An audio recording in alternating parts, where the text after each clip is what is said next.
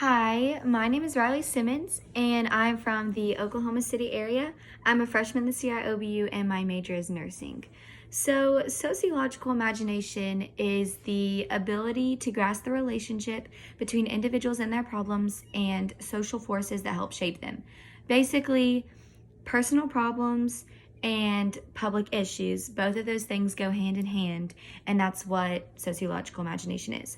So I think it's super, super important to be able to understand the relationship between these two things because I think it's super easy for us to automatically fault an individual for a problem that they're having when in reality, the problem that they're having could be caused by things happening in society. For example, poverty. I think a lot of people fault the individual for their poverty, that they are too lazy to get good schooling so that they can get a good job, so that they can make money to provide for themselves and for their family.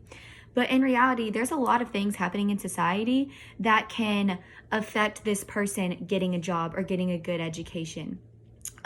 Racial or ethnic discrimination is a really big thing that I think can cause someone to not be able to get a job or get good schooling. And that's what affects their poverty. So I think we should not jump to conclusions about individuals before examining things that are happening in society. And that's exactly what sociological imagination is telling us. The book also uses two different words, structure and agency, to help us kind of like understand this.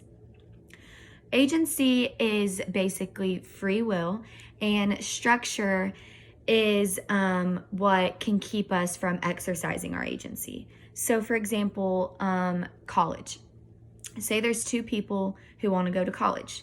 Both of them are using their agency or free will to say, oh, I want to go to college, I'm going to go. So on this hand, you have a kid who is from a super high class, super wealthy family. The structures around him are most likely going to push him towards school and that he can get into college and pay for it and have a good education. But on this hand, you have someone who's from a lower class and someone who does not have that much money. The structures around him most likely are going to pull him away from being able to get into college and get a good education and get a good job. So, sociological imagination, again, is basically the relationship between personal problems and public issues, and both of those things go hand in hand. I think that's really helpful for us to look at when we're looking at people and their problems, so that we're not jumping to conclusions and faulting the individual automatically. We need to make sure that we're looking at the whole big picture and what's happening in society. So, thank you.